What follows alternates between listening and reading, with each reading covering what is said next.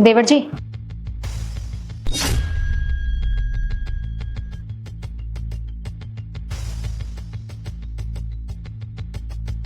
देवर जी, मैं आपसे बहुत प्यार करती हूँ और मैं आपके लिए कुछ भी कर सकती हूँ। भाभी, ये क्या लिख रखा है आपने इसमें? आप पागल हो गई हो क्या? बस वही देवर जी जो आपने इस लेटर में पढ़ा है। और मैं ना आपके लिए सच में कुछ भी कर सकती हूँ। अगर आप चाहो तो आजमा कर देख लो।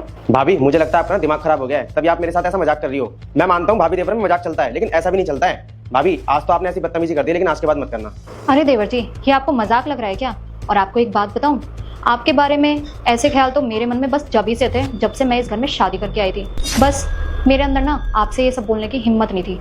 बस अब कैसे भी करके मैंने ये हिम्मत जुटाई और आपको ये बोल दिया। अब आप सोच लो, अगर आप ये ऑफर ठुकराएंगे ना तो आपके लिए अच्छा नहीं होगा। मुझे नहीं पता था भाभी कि आपकी सोच इतनी घटिया होगी। और आपने क्या सोचा कि मैं अपने भैया को धोखा दे दूंगा? आप शायद ना हम दोनों का रिश्ता भूल गई हो। हम दोनों का रिश्ता ना भाभी देवर का है। आप ना प्लीज इस रिश्ते को ना तो बदनाम करो, ना ही खराब करो। देखो, आज तो आपने ऐसी हरकत कर दिया है, लेकिन आज के बाद अगर आपने ऐसी हरकत की ना मेरे साथ, तो मैं भैया को सब कुछ बता दूंगा। और पकड़ो इसे। देखती हूँ देवर जी कब तक मेरे फेंके हुए जाल में नहीं फंसते हैं। एक ना एक दिन तो इन्हें मेरे जाल में फंसना ही पड़ेगा। आखिर मैं एक लड़की हूँ और वो एक लड़के।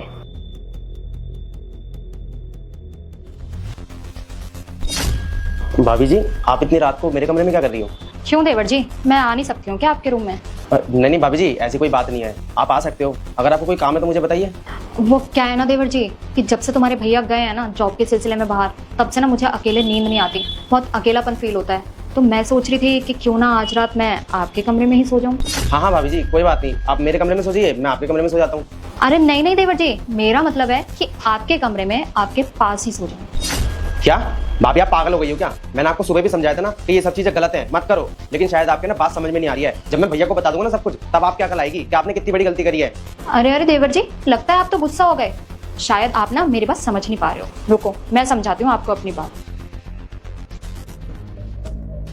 देवर जी, मेरे अंदर ऐसी कमी क्या है जो तुम मुझसे दूर दूर भागते हो?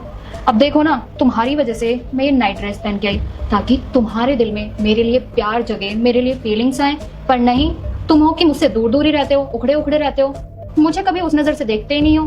भाभी, आज तो क्या, मैं आपको ना पूरी जिंदगी में कभी इस नजर से देख भी नहीं सकता। आपके लिए बेहतर यही होगा कि आपने ये उम्मीद छोड़ दो और चुपचाप से ना अपने कमरे में चली जाओ। कहीं ऐसा ना हो कि इस चक्कर में रह के आपकी पूरी जिंदगी खराब हो जाए।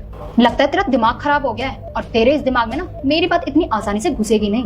तू ना ऐसे बाज नहीं आएगा। तेरे लिए ना कुछ करना है। रुक जा मेरे बेटे, मैं तुझे आशीर्वाद देती हूँ कि अगले सोमवार से पहले तुझे एक बड़ी खुशखबरी मिलेगी और जो भी तेरे मन की इच्छा होगी वह भी अवश्य पूरी होगी। बेटा, अगर तू मेरा सच्चा भक्त है तो इस भले इंसान की वीडियो को 2 बार देखकर लाइक सब्सक्राइब कर देना।